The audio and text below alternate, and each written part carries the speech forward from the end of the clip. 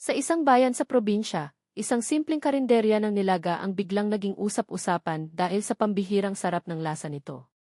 Araw-araw, mahaba ang pila ng mga mamimili makatikim lang ng mainit na sabaw. Ngunit sa likod ng sarap ay may nakakakilabot na misteryo. Nagsimulang mabahala ang mga residente dahil maraming tao ang nawawala ng walang bakas, at lahat ng palatandaan ay tumuturo sa iisang lugar, ang karinderya ng nilaga. Pero anong klaseng karne nga ba ang kinakain nila sa loob ng mahabang panahon?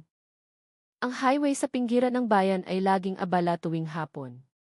Ang mga sasakyan mula sa iba't ibang direksyon ay nagdaraan, mga malalaking truck na may kargang buhangin, mga motorsiklo ng mga estudyanteng pauwi, at mga pribadong sasakyan galing sa ibang probinsya. Sa gilid ng kalsadang hindi kalawakan, nakatayo ang isang simpleng kainan na may karatulang kahoy na kumukupas na ang sulat, Special Nilaga ni Mang Celso.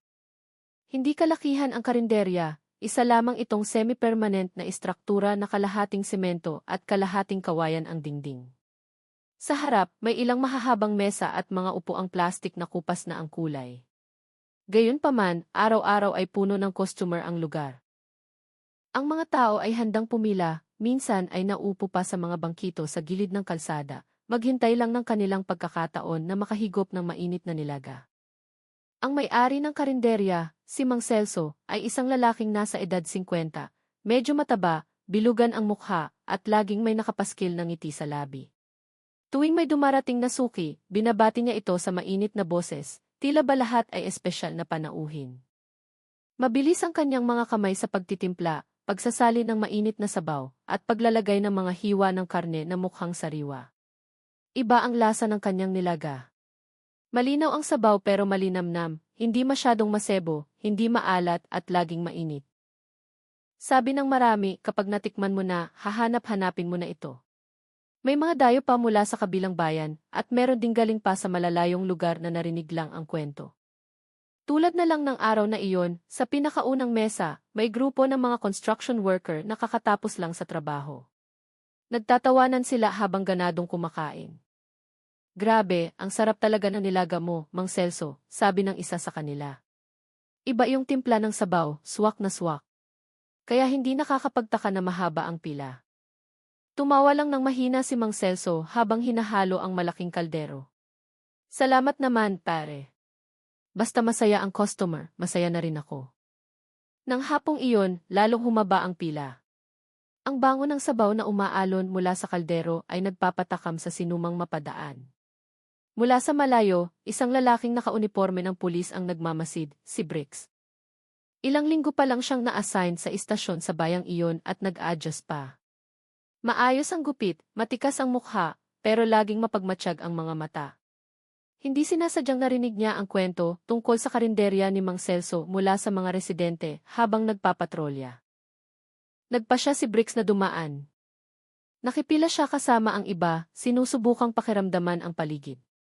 Nakita niya kung paano pagsilbihan ni Mang Celso ang mga tao nang may pasensya, hindi kakikitaan ng pagod kahit tumutulo na ang pawis sa noo. Ang simpleng karinderya ay parang may gayuma na nagpapatagal sa sinumang umupo doon. Nang sa wakas ay nailapag na sa harap niya ang isang mangkok ng nilaga, natigilan si Brix sandali. Ang umuusok na sabaw ay naglalabas ng katakam-takam na amoy. Ang mga piraso ng karne sa loob ay mukhang malambot, may wisik ng prito na bawang at sibuyas mura sa ibabaw. Hinipan niya ito ng dahan-dahan at humigop ng sabaw. Nanlaki ng bahagya ang kanyang mga mata. Ang linamnam ay agad na kumalat sa kanyang dila. Iba ito sa kahit anong nilaga o bulalo na natikman niya. Maisarap na mahirap ipaliwanag, tila ba nanunuot ang lasa hanggang buto. Napapangiti na lang si Brix, naiintindihan na kung bakit patok ito sa tao. Ngunit nang nguyain niya ang piraso ng karne, hindi niya maipaliwanag kung bakit may kakaibang pakiramdam na dumaan sa isip niya. Hindi sa hindi masarap, kundi masyadong malinamnam, masyadong malambot. Parang iba sa karaniwang baka. Lumunok siya, pilit na inaalis ang hinala. Baka naman hindi lang siya sanay sa timpla ni Mang Celso. Sa sulok ng karinderya, nakaupo ang isang matandang lalaking maputi na ang buhok, kilala sa tawag na Tatay Cardo. Siya ay iginagalang na nakatatanda sa barangay. Mukhang malungkot ang mukha niya habang pinagmamasdan ang dami ng tao. Habang humihigop ng kape, bumulong siya sa sarili. Lalong sumisikat ang karinderyang to, pero bakit lalong dumadami ang nawawalang tao? Si Briggs na nakaupo hindi kalayuan ay lumingon. Hindi siya agad nagsalita, pero itinatak niya sa isip ang narinig. Nilapitan ni Mang Celso si Tatay Cardo nang may malapad na ngiti. Tay, yung dati pa rin ba? Nilaga at kape. Tumango ng dahan-dahan si Tatay Cardo. Celso. Pero huwag mong damihan ang karne. Matanda na ako. Tumawa ng mahina si Mang Celso habang nagsasandok ng sabaw. Huwag kang mag-alala, Tay. Pampalakas ang nilaga ko. Hiyang sa lahat. Sa buong hapong iyon, parang may munting piyesta sa karinderya. Ang mga tao ay kumakain ng may gana, nagkukwentuhan, at paminsan-minsay pinupuri ang luto ni Mang Celso. Ngunit sa likod ng kasiyahan, may kakaibang aura na hindi maalis sa isip ni Briggs. Ang tingin ni Mang Celso habang naglalagay ng karne sa mangkok, ang paraan ng pagsasara niya ng kusina para walang makapasok, at ang pagtawa niya tuwing may magtatanong ng secret recipe. Palubog na ang araw at puno pa rin ang karinderya. Inubos ni Briggs ang sabaw, nagbayad at lumabas. Mula sa maliit na bintana ng kusina, nakita niya saglit si Mang Celso na nagtatali ng isang malaking sako sa sahig. Ang sako ay mukhang mabigat at tila may bahid ng pula sa gilid ng tela. Huminto sandali si Briggs, bumilis ang tibok ng puso. Sinubukan niyang kalmahin ang sarili, iniisip na baka bagong deliver lang na karne ng baka. Pero ang instingto niya bilang pulis ay iba ang sinasabi. May hindi tama. Samantala, nananatiling nakangiti si Mang Celso habang kumakaway sa mga paalis na customer. Mula sa malayo, mukhang payapa ang mukha niya, parang walang itinatagong sikreto. Ngunit sa likod ng ngiting iyon ay may bagay na mas madilim, bagay na hindi pa alam ni Numan. Naglakad si Briggs palayo sa karinderya, pero ang lasa ng nilaga ay nananatili sa dila niya. Lumingon siya bago pinaandar ang motor. Sa loob-loob niya, nangako siya na babalik siya. Hindi para kumain, kundi para alamin kung anong lihim ang nakakubli sa likod ng sikat na nilaga ni Mang Celso. Nang gabing iyon, umuulan ng ambon sa bayan. Ang kalsadang kanina ay abala, ngayon ay tahimik na. Sa gilid ng daan, sarado na ang karinderya ni Mang Celso. Nakababa na ang mga trapal, patay na ang ilaw sa harap, tanging ang malamlam na ilaw mula sa kusina ang nakikita. Karaniwang hindi natutulog ng maaga si Mang Celso. Pagkaalis ng mga customer, lagi siyang may ginagawa sa kusina. Sa kabilang dako ng bayan, isang binata na nagngangalang Rolly ang pauwi galing sa paglalako. Dayo siya mula sa ibang probinsya na naghahanap ng kapalaran sa pagtitinda ng mga abubot. Gutom na gutom at pagod na siya. Pagdaan sa highway, nahagip ng mata niya ang karatula ng kinilaga ni Mang Celso. Sikat ang lugar na ito. Narinig na niya ang kwento ng mga tao tungkol sa sarap nito. Sayang nga lang at mukhang sarado na. Nag-alangan si Rolly, pero mula sa siwang ng kortina, nakita niyang nasa kusina pa si Mang Celso. Naglakas loob siyang kumatok. Mang Celso, pasensya na po, pwede pa po bang umorder? Gutom na gutom lang po. Lumingon si Mang Celso mula sa kusina. Basang-basa ng pawis ang mukha niya kahit malamig ang gabi. Natigilan siya ng ilang segundo bago lumapit ng may ngiti. Ah, pwede, iho. Tuloy ka. Sarado na kami pero kung isang mangkok lang, ayos lang. Pumasok si Rolly nang may ginhawa. Umupo siya malapit sa pinto habang nagmadali si Mang Celso sa kusina. Hindi nagtagal, isang mainit na mangkok ng nilaga ang nasa harap na niya. Umuusok, mabango. Agad itong kinain ni Rolly. Halos hindi niya napansin si Mang Celso na nakatayo sa likod ng kortina ng kusina, pinagmamasdan ang bawat subo niya. Pagkaubos ng sabaw, umiti si Rolly ng may kasiyahan. Grabe, ang sarap po, Tay. First time ko makatikim nito. Iba yung lasa. Tumango lang si Mang Celso. Hindi nagbago ang ngiti. Kung nagustuhan mo, balik ka ulit. Nagbayad si Rolly at nagpaalam. Ngunit, palabas pa lang siya nang biglang tumawag si Mang Celso. Iho, sandali. Nakalimutan kong bigyan ka ng mainit na kape, libre na. Natuwa si Rolly dahil pagod siya. Bumalik siya sa loob. Nagsalin si Mang Celso mula sa takure, inilagay sa baso. Mabango ang usok at dahil walang hinala, ininom ito agad ni Rolly. Mainit sa lalamunan, matamis. Pero ilang sandali lang, lumabo ang paningin niya. Nabitawan niya ang baso, sumuray-suray ang katawan at tuluyang bumagsak sa sahig. Lumapit si Mang Celso. Kalmado ang mukha. Yumuko siya para siguraduhing wala nang malay si Rolly.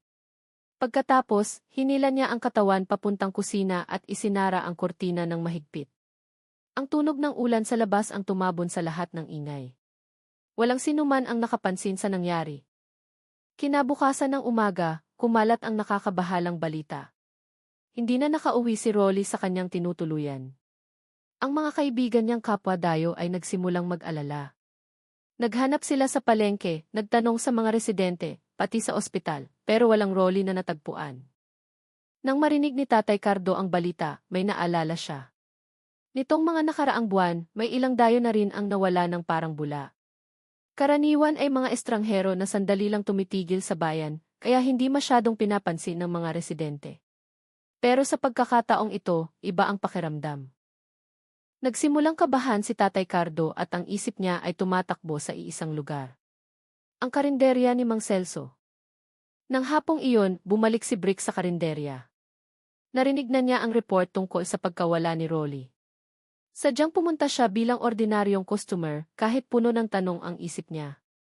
Puno na naman ang karinderya. Matyagang nakapila ang mga tao. Masasaya ang mukha habang naghihintay ng nilaga. Walang nag-aakalang noong nakaraang gabi lang ay mailalaking nawala matapos pumasok sa lugar na ito. Umupo si Brick sa sulok, pinagmamasdan si Mang Celso mula sa malayo. Ang mabilis na kilos, ang maamong ngiti, lahat mukhang normal. Pero si Bricks, na sinanay na maging mabusisi sa maliliit na detalye, ay nagsimulang makapansin ng mga bagay na nakakabagabag. Napansin niyang laging sarado ng mahigpit ang kusina gamit ang makapal na kortina. Walang pwedeng pumasok, kahit ang mga tagahugas o helper. Si Mang Celso lang ang kumukuha ng mga sangkap. Nang ilapag ang nilaga sa harap niya, yumuko si Bricks. Nakakatakam pa rin ang malinaw na sabaw, ang amoy ay parang sumasayaw sa hangin. Pero sa pagkakataong ito, hindi agad kumain si Bricks. Kinuha niya ang tinidor, hiniwalay ang mga piraso ng karne isa-isa, sinuri ng maigi. Kakaiba ang itsura. Mas maputla ang karne kaysa sa karaniwan at ang hibla nito ay hindi eksaktong katulad ng sa baka. Humigop siya ng kaunting sabaw para hindi mahalata ni Mang Celso. Tapos ay dahan-dahan niyang ibinaba ang kutsara. Inilibot niya ang tingin sa paligid, pinanood ang mga taong sarap na sarap sa pagkain nang hindi alam kung ano talaga ang nilulunok nila. Si Tatay Cardo na nandoon din ay lumapit. Umupo siya sa tabi ni Bricks, puno ng pag-aalala ang mukha. Sa mahinang boses, bumulong siya, "Iho, pulis ka diba? Alam ko. Mag-ingat ka sa lugar na to, hindi ito ang unang beses na may nawala matapos huling makita dito." Mabilis na lumingon si Bricks, pero umiling lang si Tatay Cardo tila ayaw nang magsalita pa sa gitna ng maraming tao. Si Mang Celso naman ay abala pa rin sa pagsisilbi. Pareho pa rin ang lapad ng ngiti, tila walang kahina-hinala. Bumaba ang gabi at nagdesisyon si Bricks na umuwi na halo-halo ang nararamdaman. Ang kaso ng pagkawala ni Rolly ay hindi aksidente. May pattern na kailangan niyang tutukan. Alam niyang tama ang kutob niya, pero wala siyang ebidensya. Kailangan niyang maghintay, magmasid, at humanap ng butas para mabunyag ang katotohanan sa likod ng karinderyang masyadong perpekto. Sa kabilang banda, nagsara si Mang Celso ng tindahan na may ginhawa sa mukha. Binilang niya ang kita, nilagay sa kaha, at tumingin sa kusina. Doon, may isang malaking sako na nakasandal sa dingding, tila naghihintay ng oras para maproseso. Bumuntong hininga si Mang Celso at ngumiti ng tipid. Tagumpay na naman ngayon, bulong niya. Walang nakakaalam at walang makakaalam. Pero sa labas, lalong tumitibay ang desisyon ni Bricks. Determinado siyang alamin ang totoo. At sa loob ng barangay, nagsisimula ng umugong ang mga bulungan, hudyat na ang huwad na kapayapaan sa karinderya ni Mang Celso ay malapit ng mayanig. Maaliwalas ang umaga sa bayan, sumisikat ang araw sa kalsada, tumitilaok ang mga manok, at amoy pa ang basang lupa mula sa ulan kagabi. Bukas na ulit ang karinderya ni Mang Celso mula pa kaninang madaling araw. Nagdatingan na ang mga suki, mas marami pa kaysa dati. Hindi nagsasawa ang mga tao sa pagpuri sa sarap ng nilaga. Masigla silang nagkukwentuhan na parang walang pakialam sa balita ng mga nawawalang tao na unti-unti nang kumakalat. Bumalik si Briggs sa pagkakataong ito ay mas maingat ang kanyang disgise. Hindi siya naka-uniforme, naka-shirt lang at simpleng jacket para hindi agaw pansin. Gusto niyang magmanman ng malapitan. Pagpasok, umupo siya sa pinakasulok sa likod. Mula doon, tanaw niya ang buong karinderya at bahagi ng pinto ng kusina na laging may kurtina. Umorder siya ng nilaga pero wala siyang balak kumain ng marami. Ang atensyon niya ay wala sa lasa, kundi sa galaw ni Mang Celso. Napansin ni Briggs na tuwing may humihingi ng dagdag na karne, laging pumapasok si Mang Celso sa kusina saglit at babalik na may dalang bagong hiwa na mabilis ilalagay sa mangkok. Walang ibang taong nakakaalam kung saan nanggagaling ang karne. Samantala, isang batang nagngangalang Bembol, apo ng kapitbahay ng karinderya, ang naglalaro ng plastik na bola sa labas. Tumatakbo-takbo siya at minsan ay napapalapit sa kusina ng karinderya. Nang gumulong ang bola papunta sa likod, sinundan ito ni Bembol. Huminto siya sandali malapit sa pinto ng kusina na nakabukas ng kaunti dahil labas-masok si Mang Celso. Mula sa siwang, may nakita si Bembol na nagpatigil sa kanya. Sa sahig ng kusina ay may malaking sako na kulay lumang kayumanggi. Sa isang gilid nito, may mansang pulang maitim, parang dugo na natutuyo. Nakatayo si Mang Celso hindi kalayuan sa sako, habang may pinuputol sa ibabaw ng mesang kahoy. Narinig ni Bembol ang malakas na tok-tok-tok tila kinakatay ang karne gamit ang matalim na kutsilyo. Kinagat ng bata ang labi, tumayo ang balahibo niya. Dali-dali niyang kinuha ang bola at tumakbo ng mabilis. Si Briggs, na nakaupo malapit sa pinto sa likod, ay napansin ito. Lumabas si Bembol na namumutla. Naghinala si Briggs. Dahan-dahan siyang tumayo, kunwari ay pupunta sa siif na nasa tabi ng kusina. Mula doon, mas dinig niya ang nangyayari. Mga kaluskos mula sa likod ng kurtina. Tunog ng bakal na tumatama sa kahoy. Tapos tunog ng tubig na umaagos tila may hinuhugasan. Biglang may naamoy siyang masangsang na tumusok sa ilong. Hindi amoy ng karning baka. Amoy lansa na humalo sa amoy ng rekado na nagpasama ng sikmura ni Briggs. Bumalik siya sa mesa, umupo at nagkunwaring kalmado. Patuloy siyang nagmanman. Lumabas si Mang Celso mula sa kusina na may magiliw na ngiti, dala ang mangkok ng nilaga para sa customer. Kalmado ang kilos, walang senyales ng kahit anong kahina-hinala. Pero para kay Briggs, iyon ang pinaka-nakakatakot. Ang isang tao na kayang gumawa ng karumal-dumal habang nakangiti ng payapa. Nang tanghaling iyon, nang medyo humupa na ang tao, dumating si Tatay Cardo. Umupo siya mag-isa, umorder lang ng kape. Matalim ang tingin niya kay Mang Celso, parang gustong tagusan ang maamong ngiti nito. Napansin iyon ni Mang Celso, pero normal pa rin ang kilos niya. Mang Celso, sabi ni Tatay Cardo sa mababa pero matigas na boses. Nabalitaan ko, may nawawala na namang tao, si Rolly. Huling nakita dito sa paligid. Tumigil sandali si Mang Celso tapos tumawa ng mahina. Ay, Tatay Cardo, huwag po kayong maniwala sa chismis. Ang mga taong nawawala, baka umalis lang ng kusa. Saka ano pong kinalaman nun sa karinderya ko? Hindi agad sumagot si Tatay Cardo. Humigop siya ng kape ng dahan-dahan at tinitigan si Mang Celso ng malalim. Matanda na ako, Celso. Baka malabo na ang mata ko, pero nararamdaman pa ng puso ko na may mali sa karinderya mo. Mumiti lang si Mang Celso at bumalik sa kusina. Iniwan niyang nakabitin ang mga salita. Narinig ni Briggs ang usapan. Lalo siyang nakumbinsi na may basehan ang hinala ng mga tao. Pero alam din niyang walang matibay na ebidensya. Kung walang ebidensya, ang lahat ay paratang lang na pwedeng bumalik sa kanya. Kinagabihan, bumalik si Briggs para magmanman. Sa pagkakataong ito, naghintay siya sa malayo, pinarada ang motor sa kabilang kalsada nang nakapatay ang ilaw. Mula sa likod ng helmet, binantayan niya ang saradong karinderya. Nakabukas pa ang ilaw sa kusina at anino ni Mang Celso ang nakikitang naglalakad-lakad. Bandang 10:00 ng gabi, nakita ni Briggs si Mang Celso na lumabas dala ang malaking sako na kapareho ng nakita ni Bembol kanina. Hirap na hirap itong pasa ni Mang Celso.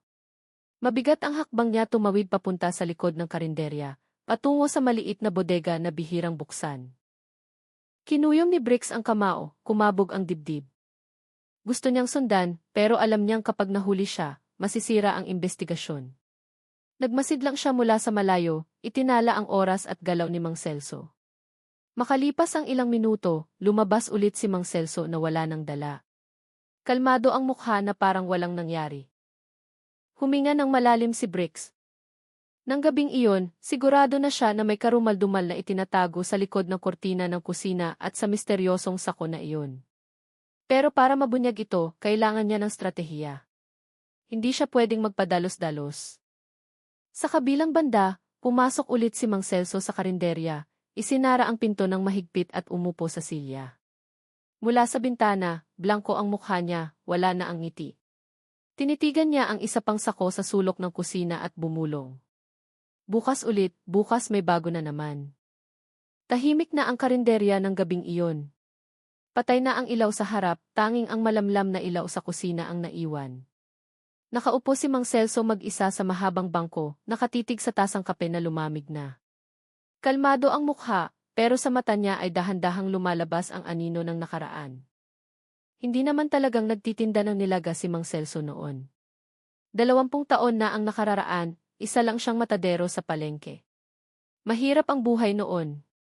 Tuwing umaga kailangan niyang magkatay ng baka o kambing, maglinis ng dugo, at maghanda ng karne para sa mga tindero. Sa trabahong iyon, nasanay si Mang Celso sa amoy lansa, sa dugong umaagos, at maging sa ungon ng mga hayop na kinakatay. Noong una, parang trabaho lang. Pero habang tumatagal, may kakaibang pakiramdam na tumubo sa kanya. Tuwing naghihiwa siya ng karne, may kakaibang satisfaction siyang nararamdaman. Hindi lang dahil sa pera, kundi dahil sa pakiramdam ng kapangyarihan, habang hawak ang matalim na kutsilyo at hawak ang kapalaran ng buhay na nasa harap niya. Noong panahong iyon, ang pinagtatrabahuhan niyang slaughterhouse ay kilala rin sa mga iligal na gawain. Ilang beses na pinilit si Mang Celso na tumulong magtago ng mga nakaw na hayop na kinakatay ng palihim.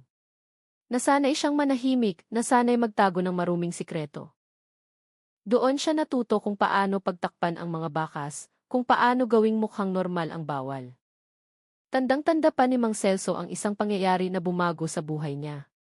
Isang gabi, may dinalang estrangherong lalaki sa katayan. Puno ng sugat ang mukha, nakatali ang katawan.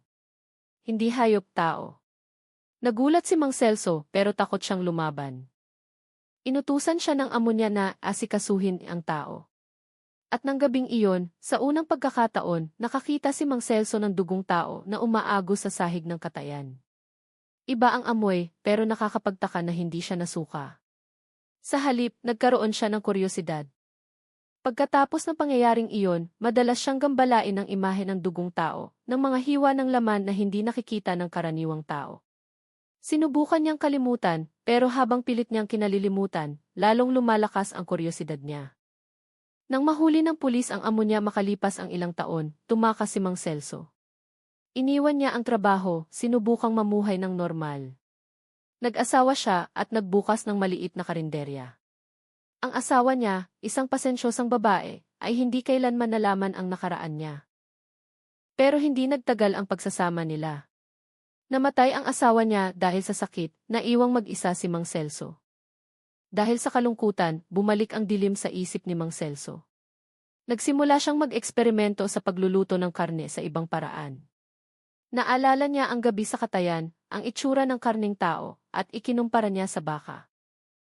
Sa isip niya, may kakaibang paniniwala na makakagawa siya ng espesyal na luto kung maglalakas loob siyang gawin ang hakbang na iyon. Tinakpan ni Mang Celso ang mukha gamit ang 2 kamay. Malinaw pa ang alaala. Kahit ilang taon na ang lumipas, alam niyang dapat na siyang tumigil, dapat mamuhay na lang siya ng payapa sa karinderya. Pero tuwing nakakakita siya ng taong nawawala, tuwing nalalasahan niya ang linamnam na hindi mapapantayan ng baka, lalong humihirap tumigil.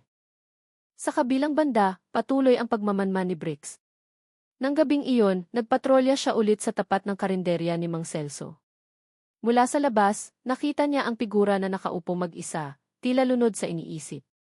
Tumigil sandali si Bricks, hindi pumasok, nagmasid lang. Sa isip niya, tinatanong niya, sino ka ba talaga, Mang Celso? Saan ka natutong magluto ng nilagang napakasarap pero puno ng misteryo? Hindi rin makatulog si Tatay Cardo. Nakaupo ang matanda sa teras ng bahay niya, nakatanaw sa karinderya. Kilala niya si Mang Celso mula bata pa. Alam niyang nagtrabaho ito sa katayan noon, pero hindi niya inakalang may mas madilim pang nakatago sa likod ng maamong mukha nito. Lalong lumalakas ang hinala niya, lalo na matapos mabalitaan ang pagkawala ni Rolly. Lumalim ang gabi. Tumayo si Mang Celso at pumunta sa kusina. Binuksan niya ang malaking freezer sa sulok. Sumingaw ang malamig na hangin at sa loob ay maayos na nakasalansan ang ilang piraso ng karne na nakabalot sa plastik. Tinitigan ito ni Mang Celso ng matagal at ngumiti ng tipid. Gustong-gusto ng lahat ang nilaga ko, bulong niya. Hindi nila alam ang tunay na sikreto. Habang sinasara ang freezer, lumipad ang isip niya sa kabataan niya. Naalala niya ang mukha ng estranghero na tinulungan niyang katayin noon.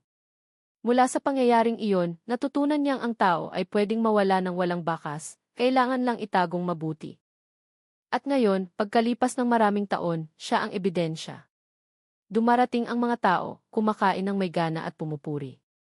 Walang nagtatanong kung saan galing ang lahat ng karning iyon. Nanikip ang dibdib ni Bricks na nagmamanman sa malayo. Wala pa siyang ebidensya, pero lumalakas ang kaba niya. Nangako siya sa sarili na hukayin niya ang nakaraan ni Mang Celso. Kung totoo ngang may krimen sa likod ng maamong ngiti, darating ang oras na mabubunyag ang lahat. Isinara ni Mang Celso ang pinto ng kusina ng mahigpit. Bumalik siya sa pagkakaupo, binuksan ang lumang radyo na nagpapatugtog ng mga lumang kanta. May sumilay na ngiti sa mukha niya.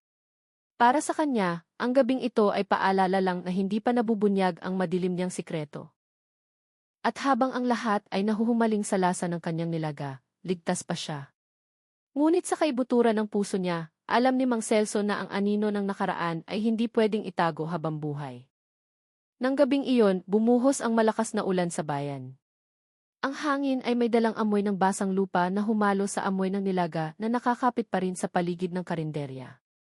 Kahit sarado na, ilang beses na nakita ang kislap ng ilaw sa loob ng kusina, gising pa si Mang Celso.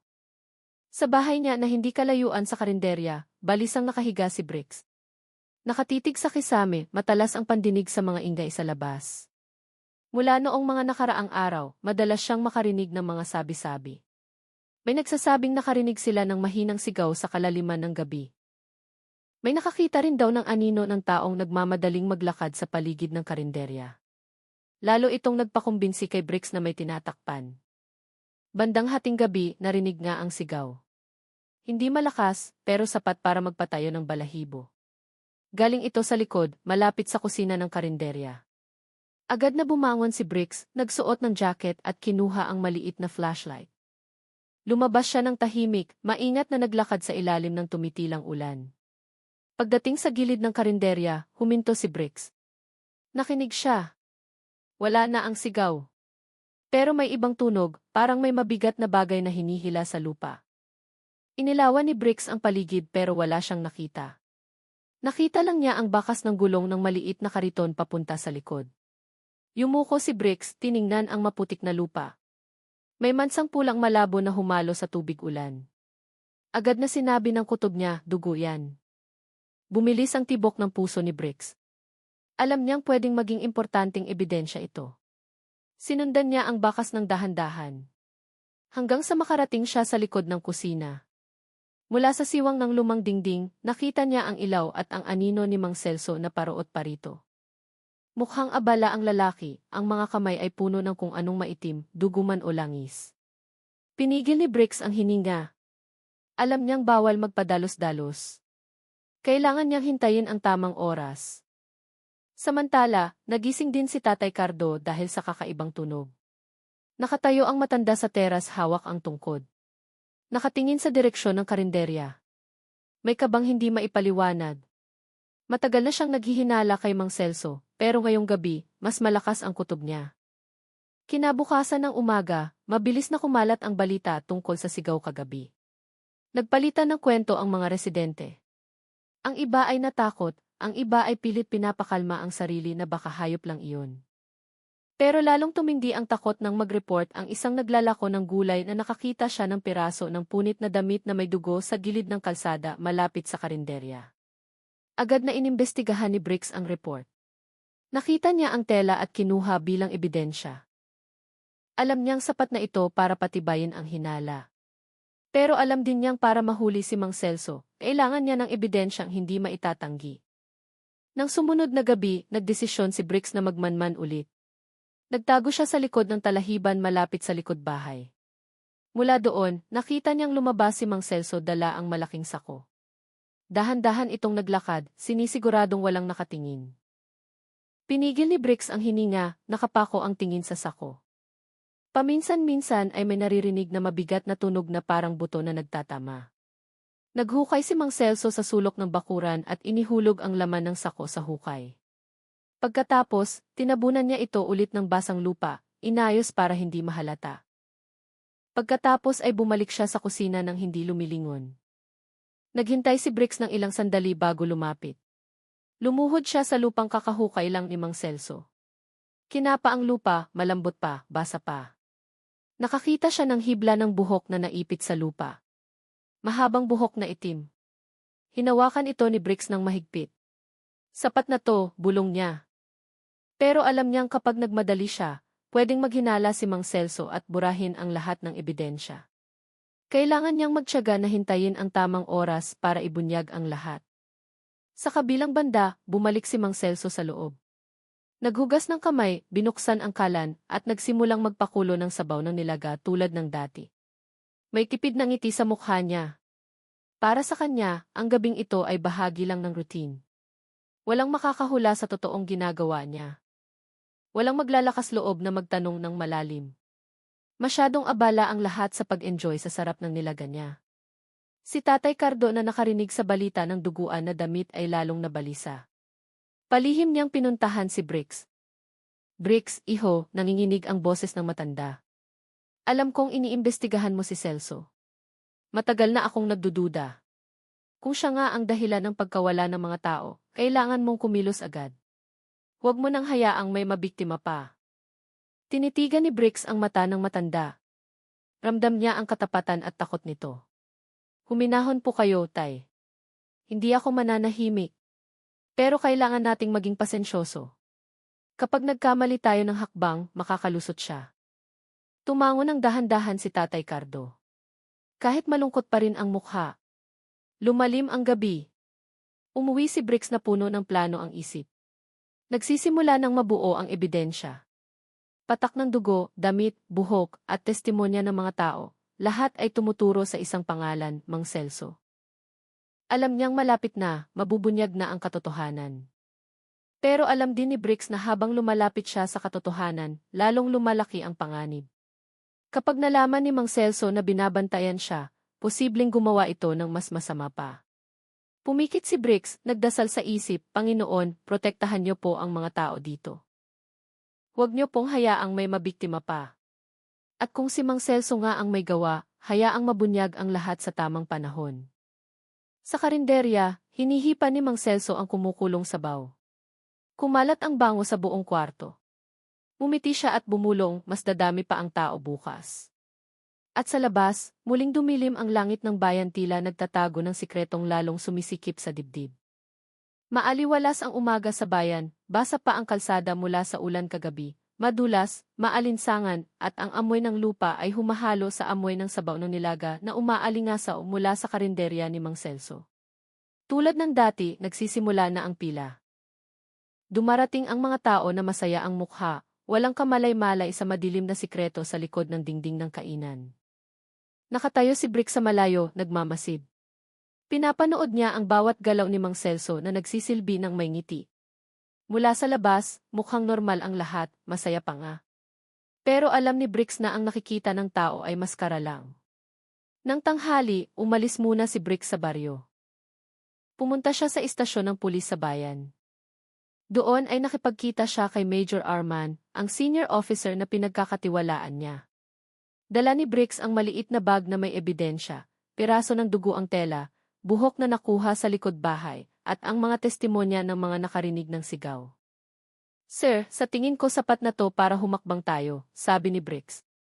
Seryoso, lahat ng ebidensya tumuturo kay Mang Celso. Binuksan ni Major Arman ang bag, sinuri isa-isa ng maigi. Seryoso ang mukha. Kahina-hinala nga ito, pero kailangan natin ng direktang ebidensya. Hindi tayo pwedeng basta mang-aresto, baka sabihing fit na lang. Bricks, sigurado ka bang handa kang pumasok ng mas malalim? Tumango si Bricks ng mariin. Matagal ko na siyang minamanmanan. Hindi siya kasing linis ng inaakala natin. Sigurado akong may itinatago siya sa loob ng karinderya. Natahimik si Major Arman sandali bago bumuntong hininga. Sige, gagawin natin to ng maingat. Magtatalaga ako ng ilang tao para magpanggap na mamimili. Ikaw pa rin ang main surveillance sa ground. Kapag may pagkakataon, titiklohin natin siya. Tumango si Bricks. Halo-halo ang kaba at excitement. Malaking pagkakataon ito pero delikado. Nang gabing iyon, bumalik si Bricks sa baryo. Nakita niya si Tatay Cardo sa teras. Mukhang pagod ang matanda, pero nagniningning ang mata sa pagiging alerto. Bricks, anong balita? Meron na ba? Tanong niya sa paos na boses. Meron na, Tay. Nag-report na ako kay Major. Kikilos na ang mga pulis. Pero kailangan nating maging pasensyoso. Bawal maghinala si Mang Celso. Kapag nalaman niya, magkakagulo. Tumango si Tatay Cardo kahit halatang nag-aalala. Matanda na ako, iho. Pero ayokong multuhin pa lalo ang lugar na to. Kung si Celso nga ang may gawa, dapat mahuli na siya agad. Sana bigyan ka ng lakas para labanan ang kasamaang yan. Hinawakan ni Bricks ang balikat ni Tatay Cardo. Maniwala kayo, Tay. Hindi ako aatras. Sa mga sumunod na araw, nagpakalat ang pulis ng ilang nakasibilyan. Nagpanggap silang mga bagong dayo. Umupo sila sa karinderya ni Mang Celso, kumain ng ganadong-ganado habang pasimpleng nagmamasid. Hindi naghinala si Mang Celso. Nagsilbi siya ng maayos, inihain ang nilaga na may sabaw na nakakatakam. Patuloy ang papuri ng mga tao, pati ang mga nagpapanggap na pulis ay kailangang magkunwaring nasasarapan. Pero si Bricks na nagmamasid sa labas ay may napansing kakaiba. Tuwing kumukuha ng karne si Mang Celso sa kusina, sinisiguro niyang sarado ng mahigpit ang pinto. Walang ibang pinapapasok maliban sa kanya. Kahit ang mga helper ay tagahugas o tagalinis lang. Ang kusina ay bawal na teritoryo, kay Mang Celso lang. Nang gabi, lumapit si Bricks sa karinderya. Nagtago siya sa likod ng bakod na kahoy, nagmamasid mula sa maliit na siwang. Nakita niyang abala si Mang Celso sa paghihiwa ng karne. Mula sa malayo, nakita ni Bricks ang mga plastik na mailamang malalaking piraso na hindi mukhang karne ng baka. Pinigil ni Bricks ang hininga. Kumabog ang dibdib niya. Gustong-gusto na niyang pumasok pero alam niyang hindi pa oras. Kailangan niyang maghintay ng opisyal na utos ni Arman. Sa kabilang banda, mukhang kalmado si Mang Celso na parang hindi alam na may nakatingin. Kumakanta-kanta pa siya habang hinihiwa ang karne at inilalagay sa malaking kaldero. Agad na kumalat ang amoy ng nilaga, tinatakpan ang ibang amoy na mas masangsang. Kinabukasan, nag-report ulit si Bricks. Sa pagkakataong ito, nagbigay ng bagong plano si Major Arman. Gagawa tayo ng surprise raid. Pero bago yun, kailangan natin ng huling bagay. Ebidensya galing mismo sa loob ng kusina. Bricks, ikaw lang ang makakagawa nun. Ikaw ang pinakamalapit sa karinderya. Natahimik si Bricks. Alam niyang napakadelikado ng misyon. Kapag nahuli siya ni Mang Celso, pwedeng buhay niya ang kapalit. Pero alam din niyang ito ang gintong pagkakataon para mabunyag ang lahat. CJ, sir. Handa ako, matatag niyang sagot. Nang hapong iyon, bumalik si Bricks sa baryo na mabigat ang loob. Matagal siyang nakaupo sa kwarto, nakatitig sa mga ebidensyang naipon niya. Mansa ng dugo, buhok, punit na damit, lahat tila kumakausap sa kanya, humihiling na kumilos na. Dumating si Tatay Cardo na may dalang kape. Bricks, namumutla ka. Kaya mo ba? Ngumiti ng tipid si Bricks. Kailangan kong kayanin, Tay. Kung susuko ako, walang pipigil sa kanya. Matagal na tinitigan ni Tatay Cardo si Bricks bago nagsalita ng mahina, kapag may nangyari sa'yo, hindi ko mapapatawad ang sarili ko. Umiling si Bricks. Huwag ganun, Tay. Ipagdasal niyo na lang ako. Sana mamayang gabi makapasok ako at makuha ang huling ebidensya para makulong na siya. Bumaba ang gabi. Humuhuni ang mga kuliglig sa likod bahay.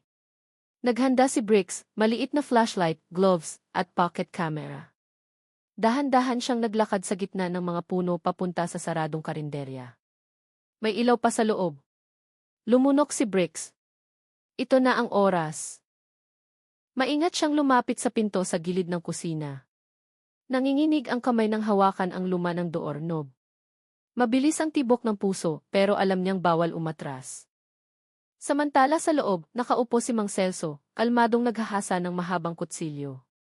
Kumakanta-kanta siya tila may hinihintay. Huminga ng malalim si Bricks. Ngayong gabi, papasukin niya ang pinakamadilim na sikreto ng karinderya at doon magbabago ang lahat. Madilim ang langit, walang bituin, at ang lamig ay tumutusok, nagpapatindi sa kaba ni Bricks. Nakatayo na siya sa gilid ng pinto ng kusina, nakaupo ng mababa habang pinipigil ang hininga. Mula sa loob, naririnig ang kiskis ng hinahasang kutsilyo.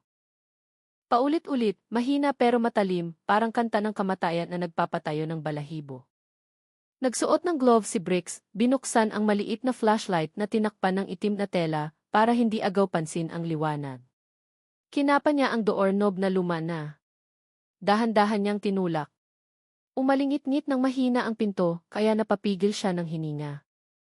Mula sa siwang, sumilip si Bricks. Nakaupo si Mang Celso sa lumang silya, naghahasa pa rin habang kumakanta ng lumang awitin.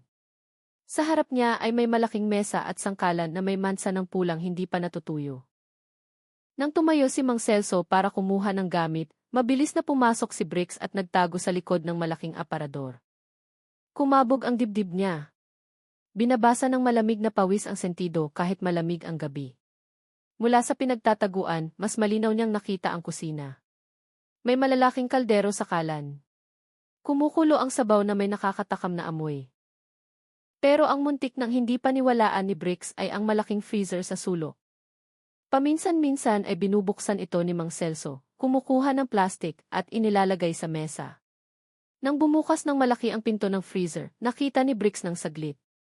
Nanigas ang dugo niya. Hindi karne ng baka ang nasa loob. May mga putol na parte ng katawan ng tao. Nakabalot ng maayos. Tila ba ordinaryong sangkap lang sa pagluluto.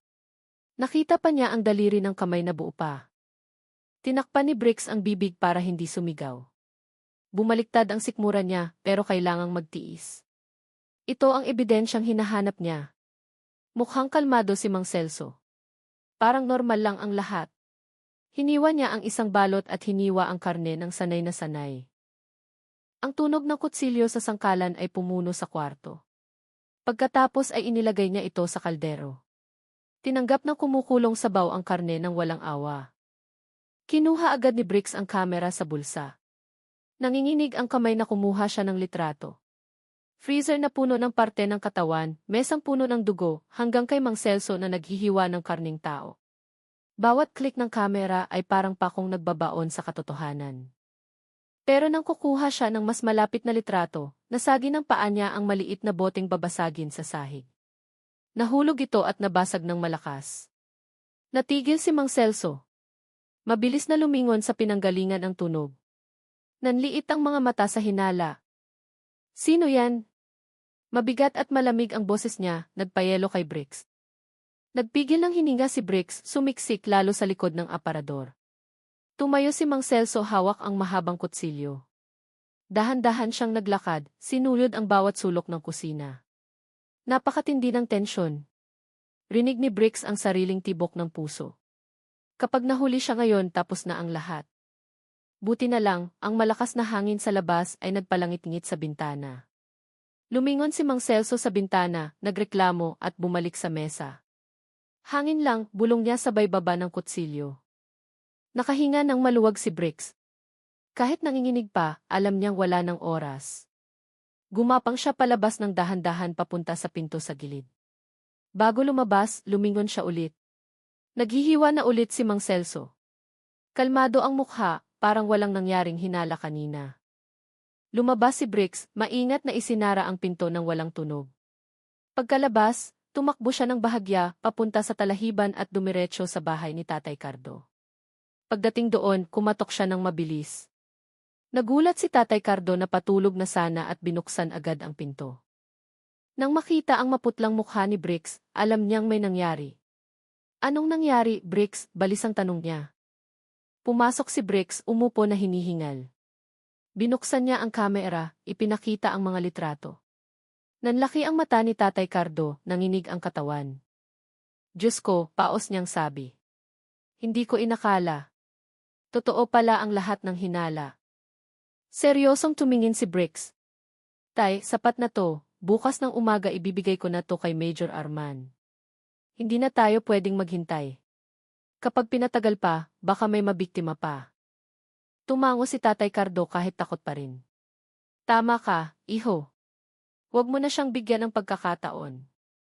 Kailangan natin siyang pigilan bago mahuli ang lahat. Nang gabing iyon, hindi makatulog si Bricks. Nakaupo siya nakatitig sa kamera na puno ng nakakakilabot na ebidensya. Tuwing tinitingnan niya ang litrato, nasusuka siya, pero lalong tumitibay ang loob niya. Sa kabilang banda, nakaupo si Mang Celso sa kusina, nakatitig sa kumikislap na kutsilyo sa ilalim ng ilaw. Tumigil siya sa paghihiwa at ngumiti ng tipid. Alam kong may nanonood, bulong niya. Pero kahit sino siya, hindi niya ako mapipigilan. Isinara ni Mang Celso ang freezer ng mahigpit at pinatay ang ilaw. Tahimik na ulit ang karinderya, pero nananatili ang aura ng kadiliman. At sa labas, handa na si Bricks sa malaking plano. Nasa kamay na niya ang matibay na ebidensya. Ang bukas ay magiging simula ng katapusan ng laro ni Mang Celso. Iba ang simoy ng hangin sa bayan ng umagang iyon. Ang kalsadang karaniwang abala sa mga naglalako ay tila hindi napapansin ni Bricks. Mabilis ang lakad niya papuntang istasyon ng pulis, dala ang pocket camera na nagpakabog sa dibdib niya magdamag. Kasama niya si Tatay Cardo. Mukhang matamlay ang matanda, pero puno ng tapang ang mata. Alam niyang ito na ang tanging pagkakataon para mabunyag ang katotohanang matagal nang nakatago. Pagdating sa istasyon, hinarap agad sila ni Major Arman. Bata pa ang opisyal, pero malakas ang dating, matalas ang tingin tila nababasa ang katapatan ng kaharap. Anong meron ng ganito kaaga, Bricks? Mukhang maputla ka sabi ni Arman habang pinapaupo sila. Hindi agad sumagot si Bricks. Inilabas niya ang kamera mula sa maliit na bag at tinulak papunta kay Arman. Sir, ito na ang ebidensya na totoo ang mga hinala sa karinderya ni Mang Celso. Pinasok ko ang kusina niya kagabi. Kumunot ang noo ni Arman. Binuksan niya ang kamera at tiningnan ang mga litrato isa-isa. Ang matang kalmado ay dahan-dahang nanlaki. May litrato ng freezer na puno ng parte ng katawan, mesang may sariwang dugo, hanggang kay Mang Celso na naghihiwa ng karne ng relax lang. Yumuko si Tatay Cardo. Matagal na akong naghihinala, sir. Maraming nawawala sa lugar namin, lalo na mga dayo. Pero wala kaming hawak na ebidensya. Ngayon lang dahil kay Bricks. Nanginginig ang boses niya. Isinara ni Arman ang kamera na seryoso ang mukha. Kinuyom ang kamao sa mesa. Hindi ito biro. Kung totoo ang mga litratong to, hindi lang simpleng tindero si Celso. Mutilator siya. Malaking kaso to. Tinitigan ni Bricks si Arman ng buong kumpiyansa. Sir, nakita ko mismo. Hindi ba yun? Nakakita pa ako ng daliri ng tao sa freezer. Bumuntong hininga si Arman. Sige, hindi tayo pwedeng kumilos ng padalos-dalos. Kapag nalaman ni Celso na binabantayan siya, baka tumakas siya o lalong magdagdag ng biktima. Kailangan nating planuhin ang raid ng maayos. Pinindot niya ang intercom, tumawag ng mga tauhan. Dumating ang 2 pulis na nakauniporme. Seninyasan sila ni Arman na maghintay tapos tumingin kay Bricks. Bricks, pansamantala, huwag ka munang lalapit sa karinderya. Hayaan mong kami na ang kumilos. Sapat na ang mga litratong to para sa mas malalim na investigasyon. Pero kailangan namin ng oras para ihanda ang raid. Maliwanag. Yumuko si Bricks kahit nagwawala ang damdamin niya. Maliwanag po, sir. Tumango si Tatay Cardo. Tutulong ako, pero parang awan niyo na, bilisan niyo ang kilos. Takot akong may mawala na naman bago makarating ang pulis. Tinitigan sila ni Arman ng may katiyakan. Huminahon kayo, sisiguraduhin naming hindi siya makakalusot.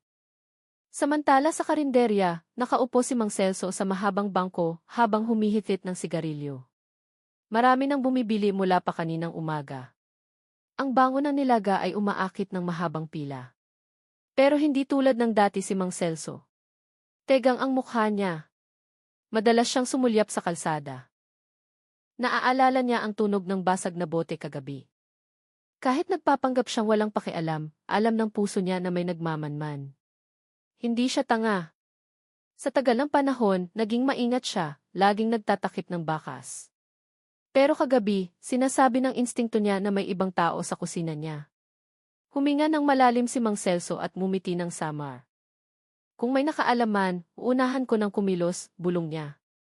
Nang lilinisin na sana ng helper ang mesa, tinawag ito ni Mang Celso. Kapag may dayo, itanong mo kung sino, taga saan, huwag tayong palulusot. Tumango ang helper kahit hindi naiintindihan ang ibig sabihin ng amo. Tumayo si Mang Celso at naglakad sa kusina. Binuksan ang freezer, tiningnan ang laman ng mga plastik. Binilang isa-isa at isinara ng maingat. Pagkatapos ay hinasa niya ang kutsilyo ng may pasensya. Ang tunog ng bakal ay pumuno sa kwarto. Sa mata niyang malamlam, may mas madilim pa kaysa sa sikreto. May kamalayan na malapit na ang oras. Pero imbis na matakot, lalo siyang naging sigurado na kailangan niyang kumilos ng mabilis. Nang hapong iyon, bumalik si Bricks sa bahay ni Tatay Cardo. Pinag-usapan nila sa sala ang huling kaganapan. Nangako si Major Arman na kikilos ang pulis bukas. Nag-aayos sila ng strategy para hindi makatakas si Mang Celso, sabi ni Bricks. Nakahinga ng maluwag si Tatay Cardo, kahit tegang pa rin ang mukha. Salamat naman, gusto ko lang matapos na ang lahat. Matagal lang niloloko ng peking iti niya ang mga tao. Tumingin si Bricks sa bintana. Tahimik ang daan. May ilang batang nagtatakbuhan.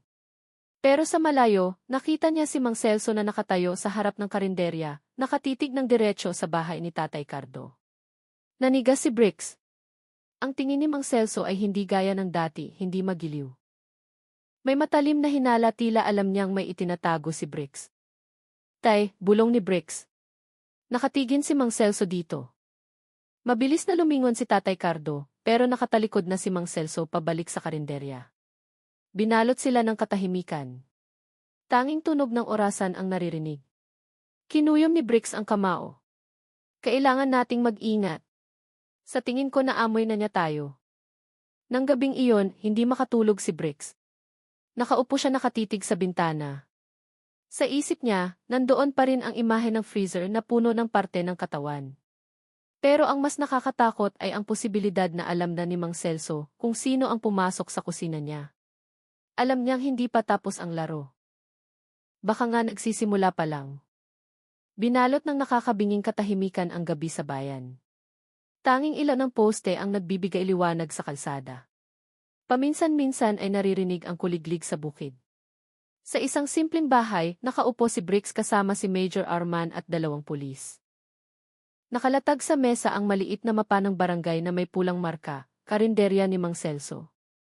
Nagsalita si Arman ng mahina pero matigas. Hindi na tayo pwedeng maghintay. Bukas ng madaling araw, bago mag-umaga, sasalakay tayo. Bricks, ikaw at si Tatay Cardo, huwag kayong makikialam. Trabaho namin to.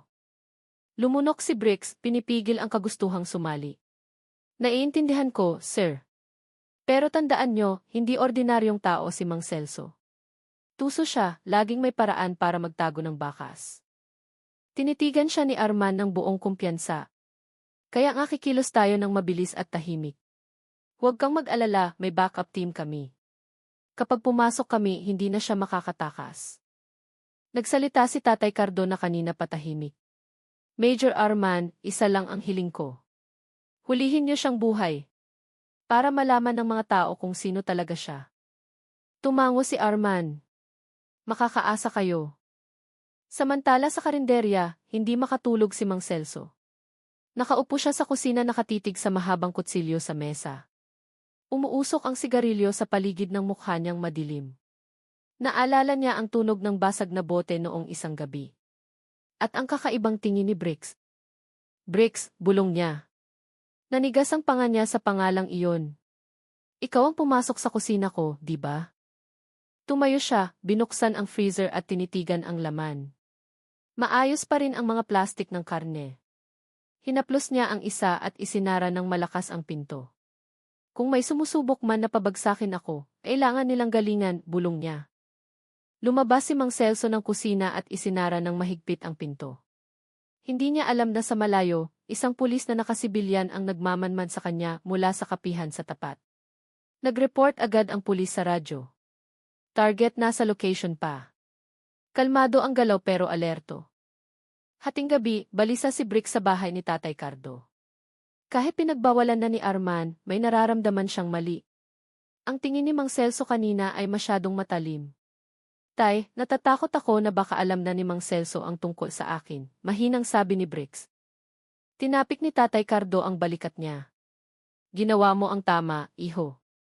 Ipagkatiwala mo na sa pulis. Pero hindi mapalagay si Bricks. Alam niyang ang taong tulad ni Mang Celso ay hindi mananahimik kapag naghinala. Bago mag-umaga, mukhang normal pa ang paligid ng karinderya. May ilang kumakain pa kahit kaunti na lang. Pagkasara ng tindahan, naglakad si Mang Celso sa likod dala ang kutsilyo at malaking tela. Tinitigan niya ang pinto ng kusina at huminto sandali. Sumilay ang tipid ng ngiti sa mukha niya, hindi na mamalaya na 3 pulis na ang lumalapit mula sa likod, gumagapang ng tahimik na may flashlight at nakakakasang baril. Nangunguna si Major Arman. Ready na, bulong niya. Tumango ang mga tauhan. Hinihintay nila ang huling senyas. Pero biglang may narinig na kalagkad mula sa loob ng kusina. Binuksan ni Mang Celso ang pinto sa likod at lumabas, tila alam na niyang may nagmamanman. Hawak niya ang malaking kutsilyo na kumikislap sa liwanag ng buwan. Agad nagbigay ng senyas si Arman. Pinalibutan ng mga pulis si Mang Celso. Pero tumawa lang ng mahina si Mang Celso. Paos at nakakatakot ang tawa. So nakarating na pala sa inyo ang lahat, ha? Ayos lang. Alam ko namang walang sikretong maitatago habang buhay. Humakbang si Arman pasulong. Nakatutok ang baril. Ibaba mo ang kutsilyo, Celso. Wala ka ng takas. Tinitigan siya ng matalim ni Mang Celso at sumulyap sa kalsada. Wala akong balak tumakas, sir. Pero kung gusto niyo akong hulihin, huwag niyong asahang magiging madali. Bigla siyang sumigaw ng malakas na bumasag sa katahimikan. Mula sa loob ng karinderya, 2 tapat na helper ang lumabas ng nagmamadali dala ang kahoy at kutsilyo. Hindi sila ordinaryong tao, kundi mga kasabwat na matagal nang tumutulong kay Mang Celso. Nagulat ang mga pulis, pero agad na kinasa ang mga baril. Hindi na iwasan ang engkwentro. Sumigaw si Arman, huwag papatayin, lumpuhin lang. Nagkagulo ang sitwasyon. Tunog ng palo, sigawan at takbuhan ang naghalo-halo. Sinamantala ni Mang Celso ang gulo para umatras sa pinto ng kusina. Lumingon siya kay Arman ng may hamon. Kung gusto niyo ng ebidensya, pasok kayo, pero maghanda kayong makakita ng impyerno, malamig niyang sabi bago isinara ng malakas ang pinto. Kinuyom ni Arman ang kamao. Habulin niyo. Huwag hayaang makapasok lalo. Pero alam niyang hindi magiging madali ang raid na ito. Hindi lang tindero ng nilaga si Mang Celso. Siya ay isang predator na matagal nang naghanda para sa ganitong sitwasyon. Samantala, hindi natiis ni Bricks, lumabas siya ng bahay. Tumakbo siya papunta sa karinderya. Kahit nangakong hindi makikialam. Mula sa malayo, narinig niya ang gulo, sigawan at putok ng baril bilang babala. Kumabog ang dibdib niya. Alam niyang ito na ang huling sandali, pero ang hindi niya alam, sa likod ng gulo, may inihanda si Mang Celso na mas madilim pa kaysa sa simpleng kutsilyo o freezer ng tao. Bagay na iyayanig sa buong baryo kapag nabunyag. At nang gabing iyon, ang laro sa pagitan ng katotohanan at lagim ay pumasok sa pinakadelikadong yugto. Narinig ang malakas na kalabog mula sa loob ng karinderya. Nalumpo ng mga pulis ang 2 helper na nanlaban. Pero nawala na si Mang Celso sa likod ng pinto ng kusina. Pinangunahan ni Major Arman ang pagpasok, puno ng tensyon ang mukha. Alam niyang tuso ang lalaki at hindi susuko ng basta-basta. Bantayan ang pinto sa likod, huwag hayaang makalusot, sigaw ni Arman. 2 pulis ang tumakbo sa likod bahay. Habang si Arman at ang iba ay pumasok sa kusina. Ang amoy ng kumukulong nilaga ay humalo sa masangsang na lansa. Ang malalaking kaldero ay nasa kalan pa, Pinapakuluan ang malinaw na sabaw na parang normal lang, pero ngayon ay nagpapakilabot na sa lahat. Inilawan ni Arman ang sulok gamit ang flashlight. Nakita niya ang malaking mesang kahoy na may mansang pula na nakadikit sa ibabaw. Sangkalan na puno ng hiwa ng kutsilyo at sa tabi ay may plastik na nakabukas na nagpapakita ng karne na mailitid. Diyos ko, bulong ng isang pulis na nagtakip ng bibig. Hindi ba kayan? Lumapit si Arman, sinuri ng maigi. Huminga siya ng malalim at lumingon sa mga tauhan. Idokumento niyo lahat to, walang gagalaw muna. Nang buksan ng isang pulis ang malaking freezer, ang langit-ngit ng pinto ay nagpalingon sa lahat. Pagkabukas, sumingaw ang matapang na amoy. Itinutok ang flashlight sa loob at biglang naging nakakatakot ang paligid. Puno ang freezer ng plastik na mailamang parte ng katawan ng tao. May braso, hita, pati ulo na kalahating nakabalot. Ang mata ng isa sa mga ulo ay nakadilat pa, nakatitig ng blanko sa kanila. Napaatras ang ilang pulis, ang iba ay halos masuka. Biglang sumikip ang pakiramdam sa kwarto. Nanatiling nakatayo si Arman kahit namumutla. Ito ang ebidensyang kailangan natin. Siguraduhing ma-record lahat. Dapat malaman ng mundo kung sino talaga si Celso.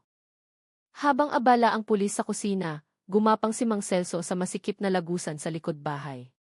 Matagal na niyang inihanda ito bilang escape route. Mabilis siyang naglakad hawak ang kutsilyo. Mabigat ang hininga pero desidido ang mata. Hindi ko hahayaang mahuli nila akong parang daga, bulong niya. Ang lagusan ay dulo sa isang lumang bodega na mga 100 metro mula sa karinderya. Matagal nang iniwan ng mga residente ang bodega, pero ginawa itong taguan ni Mang Celso ng ilan sa madilim niyang sikreto. Binuksan niya ang pinto na umaalingit-ngit at pumasok. Sa loob, masangsang ang amoy ng nabubulok. May ilang drum na kalawangin na nakabukas ng kaunti. Nang lumapit siya, kitang-kita ang malapot na pulang likido na nangingitim na. Sa mesa, may mga lumang notebook, listahan ng pangalan na may X. Tinitigan ni Mang Celso ang listahan at ngumiti ng tipid. Akala nila tindero lang ako ng nilaga. Hindi nila alam. Matagal ko nang kontrolado kung sino ang mabubuhay at sino ang mawawala. Pero nawala ang ngiti nang marinig niya ang mga yapak na papalapit. Pinalibutan na pala ng pulis ang area. Idinikit niya ang tainga sa pinto, narinig ang sigawan sa malayo. Hanapin niyo siya. Walang bibitaw. Bantayan ang lahat ng pinto. Umuwol si Mang Celso at hinigpitan ang hawak sa kutsilyo. Kung ito na ang huli, isasama ko sila. Sa kabilang banda, si Bricks na naglakas loob lumabas ay tumakbo sa pinanggalingan ng gulo. Sa malayo, nakita niya ang kislap ng flashlight ng pulis. Narinig din niya ang sigaw ng mga usisero na nagsisimulang dumating. Sinubukan niyang lumapit. Pero hinarang siya ng pulis. Bawal pumasok. Delikado. Tumingin si Bricks nang may panic. Ako ang unang nakakita ng ebidensya sa kusina. Huwag niyo akong harangin. Kailangan kong siguraduhing hindi makakatakas si Mang Celso. Nag-alangan ang pulis. Pero bago pa makasagot, lumabas si Major Arman mula sa karinderya. Seryoso ang mukha kahit halatang pagod. Hayaan mo siya, sabi ni Arman. Pero huwag masyadong lalapit. Kailangan natin ng saksi. Tumango si Bricks at tumayo sa gilid. Kumabog ang dibdib niya. Mula sa direksyon ng lumang bodega, nakita niya ang anino ng taong mabilis gumalaw. Alam niyang si Mang Celso iyon. Sir! Papunta siya sa bodega, sigaw ni Bricks habang nakaturo. Agad nag-utos si Arman. Palibutan ang bodega. Huwag hayaang makalabas. Dose-dosenang pulis ang tumakbo sa direksyong tinuro ni Bricks. Tumagos sa dilim ang ilaw ng flashlight. Sa loob ng bodega, handa na si Mang Celso. Binuksan niya ang isa sa mga drum, isinausaw ang kutsilyo sa malapot na likido, at tinitigan ang pinto ng may wild na tingin. Nang gibain ang pinto, pinuno ng liwanag ang kwarto. Napatigil ang mga pulis nang makita ang loob. Drum na puno ng pulang likido, nagkalat na buto, at mga notebook na listahan ng biktima. Huwag kang kikilos, Celso, sigaw ni Arman mula sa likod. Tumawa ng malakas si Mang Celso. Umalingaw-ngaw ang tawa sa masikip na kwarto. Akala niyo mahuli niyo ako. Huli na kayo. Naunahan ko na kayo sa larong to. Mabilis niyang itinaas ang kutsilyo, handang umatake sa sinumang lalapit. Nanigas ang mga pulis, naghihintay ng utos. Humakbang si Arman pasulong. Wala ka ng kawala, Celso. Ibaba mo ang kutsilyo bago mahuli ang lahat. Tinitigan siya ni Mang Celso ng matalim. Huli na. Hindi, sir. Nagsisimula pa lang ang laro. At sa sandaling iyon, umabot sa sukdulan ang tensyon. Handa nang magpaputok ang pulis. Pinigil ni Briggs ang hininga sa malayo at nakatayo si Mang Celso sa gitna ng bodega, handang gawin ang huling hakbang. Naging nakakatakot na arena ang lumang bodega. Ang liwanag ng flashlight ay nagpakita ng mga kalawanging drum, nagkalat na buto at listahan ng biktima. Ang masangsang na amoy ay halos magpasuka sa ilang pulis, pero ang atensyon ay nakay Mang Celso. Nakatayo siya ng tuwid. Kumikislap ang malaking kutsilyo. Mumisi siya. Ang matatalim na mata ay parang sa hayop na nasukol pero handang lumaban. Huwag kang kikilos, Celso, sigaw ni Major Arman. Nakatutok ang baril. Napalibutan ka na. Ibaba mo ang kutsilyo ngayon din. Tumawa lang si Mang Celso. Akala niyo takot akong mamatay? Matagal na akong namumuhay kasama ng kamatayan. Ako ang pumipili kung sino ang aalis, sino ang magiging ulam. At ngayon papatunayan ko sa inyo na hindi ako kayang talunin. Walang pasabi, tumalon pasulong si Mang Celso ng mabilis, ang kutsilyo ay humagibis papunta sa isang pulis. Nasangga ito ng pulis gamit ang batuta, pero natumba pa rin siya. Napunit ang manggas at nagkasugat. Lumpuhin siya, sigaw ni Arman. Nagpaputok ng warning shot ang ilang pulis, pero hindi na tinag si Mang Celso. Mabilis siyang gumalaw gamit ang mga drum bilang pananggalang. Tuwing susulpot siya mula sa likod ng drum, naipapasiwas niya ang kutsilyo kaya napapaatras ang mga pulis. Sa labas, hindi na nakatiis si Briggs. Pumasok siya kahit bawal. Major Arman. Makakatulong ako, sigaw niya. Sumulyap si Arman, tegang ang mukha. Briggs, labas? Hindi mo lugar to. Pero hindi umatras si Briggs. Nakapako ang tingin kay Mang Celso. Ang taong pinaghinalaan niya mula umpisa. Ang takot ay naging galit. Hindi na ako tatakbo. Kailangan kong makita mismo na mapipigilan siya. Nakita rin ni Mang Celso si Briggs. Lumawak ang ngiti, puno ng pang-aasar. Ah, ikaw pala, Totoy. Ikaw ang naglakas loob bumasok sa kusina ko nung gabing iyon. Ikaw ang sumilip sa sikreto ko. Nanigas si Briggs. At sisiguraduhin kong malalaman ng lahat kung sino ka talaga. Tumawa ng malakas si Mang Celso at tumalon papunta kay Briggs. Kung ganun, ikaw ang huling kakainin ko. Nagulat si Briggs, nanigas ang katawan. Muntik nang tumama ang kutsilyo ni Mang Celso sa dibdib niya nang biglang banggain ni Arman si Briggs, tinulak palayo. Sumablay si Mang Celso, tumama ang kutsilyo sa dingding na kahoy. Nagkaroon ng close combat.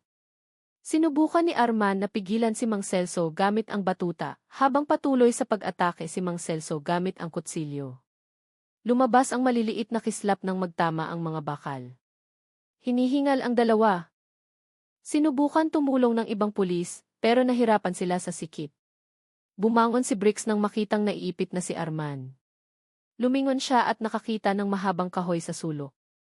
Walang isip-isip, kinuha niya ito at sumugod.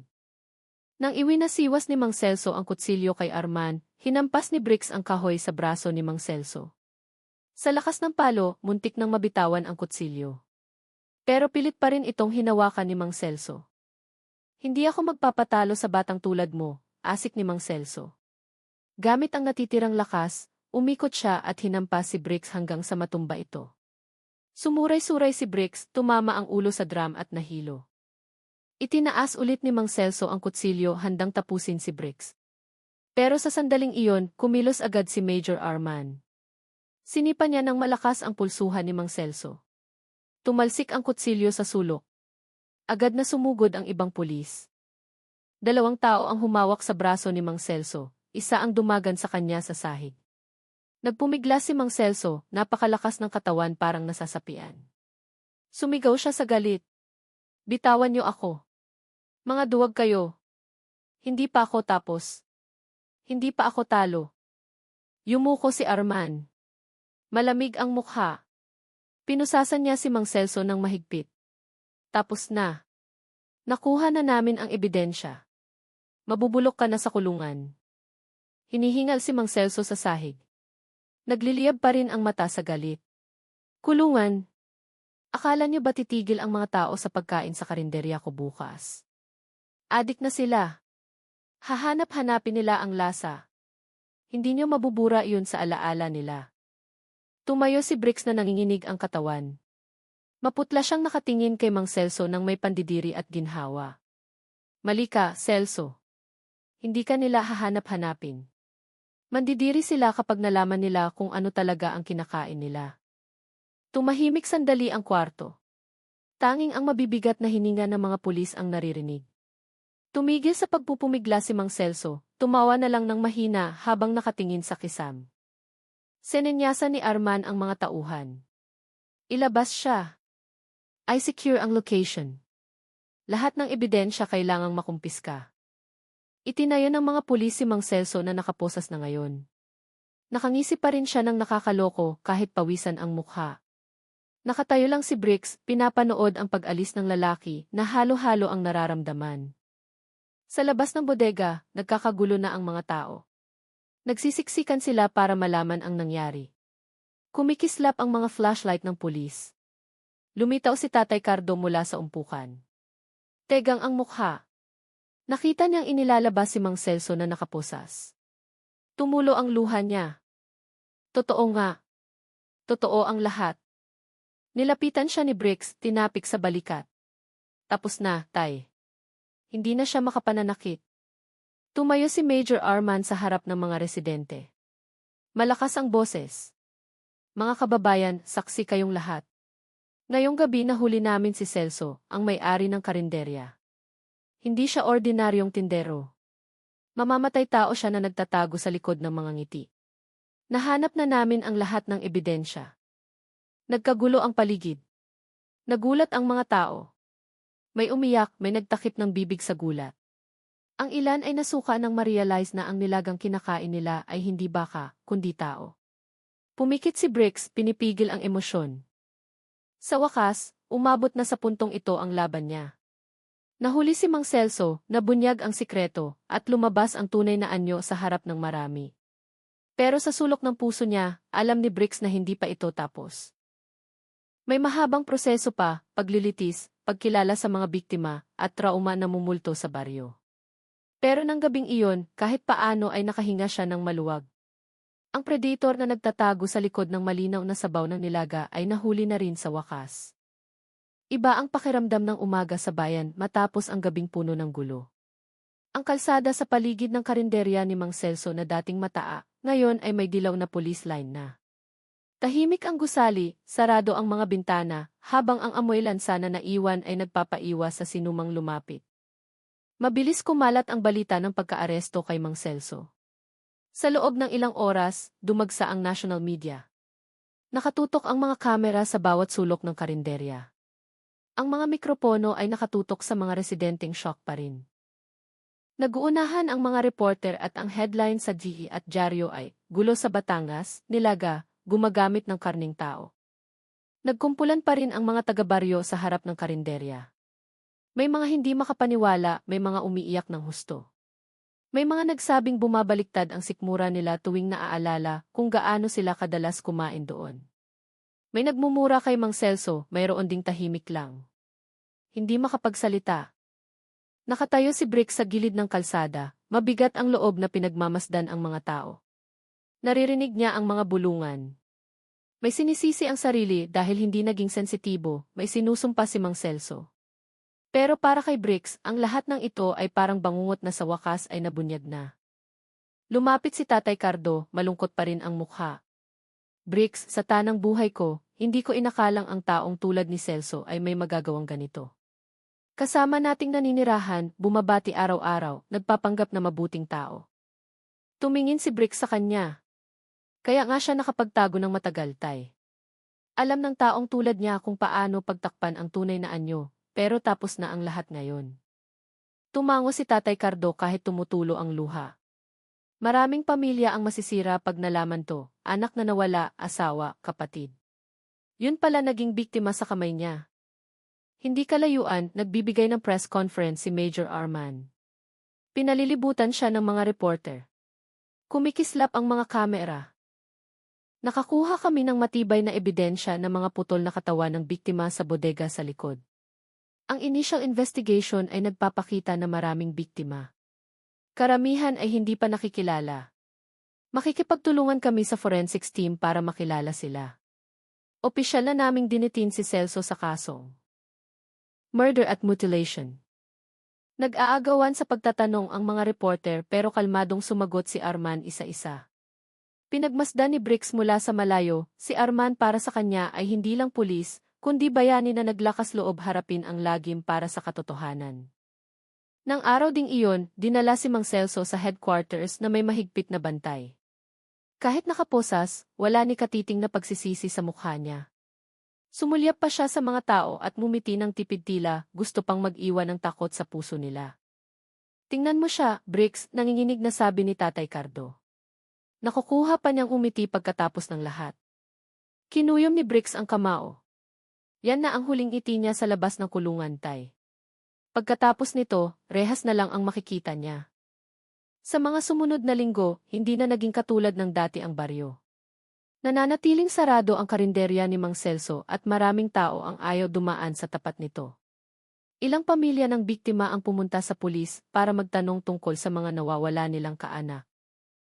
Bawat resulta ng forensic identification ay laging may kasamang iyak. Madalas tumulong si Bricks sa pagpapakalma sa pamilya ng biktima kahit siya mismo ay may trauma pa. Tuwing pumipikit siya, naaalala niya ang baliw na tingin ni Mang Celso sa bodega at ang amoy ng nilaga na dati ay gusto niya, pero ngayon ay may nakakatakot na sikreto. Isang hapon, nakaupo si Bricks mag-isa sa gilid ng palayan. Umiihip ang hangin, humahaplo sa pagod niyang mukha. Nakatitig siya sa paglubog ng araw, sinusubukang intindihin ang lahat ng nangyari. May narinig siyang yabag. Dumating si Major Arman na nakasibilyan. Mukhang pagod ka, sabi ni Arman habang umuupo sa tabi niya. Ngumiti ng tipid si Bricks. Hindi lang pagod, sir. Parang ang hirap i-digest ng lahat. Pulis lang ako, pero naipit ako sa gulo na hindi ko inakala. Tinapik ni Arman ang balikat ni Bricks. Huwag mong maliitin ang sarili mo. Kung hindi dahil sa tapang mong hanapin ang totoo, baka hindi na bunyag ang kasong ito. Marami kang niligtas na tao. Tumingin si Bricks sa langit, tahimik sandali. Minsan nakokonsensya ako kasi kumain din ako sa karinderyang yun. Tulad ng ibang tao. Nag-enjoy ako nang hindi alam kung saan galing ang lasa. Huwag mong sisihin ang sarili mo, matigas na sagot ni Arman. Lahat na loko. Ang importante hindi ka nagbulag-bulagan nung may hinala na. Yun ang pinagkaiba mo sa iba. Huminga ng malalim si Bricks at tumango. Medyo gumaan ang pakiramdam niya sa mga salitang iyon. Kinagabihan, binalita ulit sa G ang kaso. Nakita ang mukha ni Mang Celso sa unang paglilitis. Binasa ng hukom ang mga kaso laban sa kanya. Samantalang si Mang Celso ay nakaupo lang ng tahimik na may blankong tingin. Sabay-sabay na nanood ang mga taga-baryo sa barangay hall. May sumigaw sa galit, may yumuko lang. Katabi ni Bricks si Tatay Cardo. Sa wakas, gumugulong na ang hustisya. Kahit hindi na tuluyang mawawala ang sakit, tinitigan ni Bricks ang screen habang inilalabas si Mang Celso sa korte. Ang mahalaga hindi na siya makapananakit ng kahit sino. Sapat na iyon sa akin. Lumipas ang mga araw at dahan-dahang bumalik ang katahimikan sa baryo. Kahit malalim ang sugat, natutong magdamayan ang mga tao. Bumalik ang mga bata sa paglalaro sa bakuran, naging maingay ulit ang palengke, at narinig ulit ang tunog ng kampana ng simbahan. Pinili ni Bricks na ipagpatuloy ang trabaho bilang pulis. Pero sa pagkakataong ito, hindi lang siya basta nagpapatrolya. Nagsulat siya ng report tungkol sa kaso ni Mang Celso, tungkol sa panganib ng pagwawalang bahala sa maliliit na senyales at tungkol sa tapang ng mga tao na magsalita. Kumalat ang report na iyon, binasa ng marami at naging diskusyon pa sa mga training ng pulisya. Isang gabi, bumalik si Bricks sa palayan para manood ng bituin. Sa pagkakataong ito, hindi na mabigat ang pakiramdam niya. Nakahinga na siya ng maluwag dahil nanalo ang katotohanan. Sa puso niya nangako siya, na hangga't pulis siya, lagi siyang papanig sa mga may tapang na ibunyag ang kasamaan kahit gaano kaliit. Sa malayo, ang dilaw na police line sa karinderya ni Mang Celso ay humahampas pa rin sa hangin. Ang gusaling iyon ay naging tahimik na monumento na nagpapaalala na sa likod ng maamong ngiti at mangkok ng nilaga ay pwedeng magtago ang lagim na hindi aakalain. Pumikit si Bricks, hinayaan ang hangin sa gabi na dumampi sa mukha niya. Sa unang pagkakataon matapos ang mahabang panahon, nakahinga siya ng maluwag. Nahuli na si Mang Celso, nabunyag na ang totoo, at sa wakas ay pwede nang umusad muli ang buhay.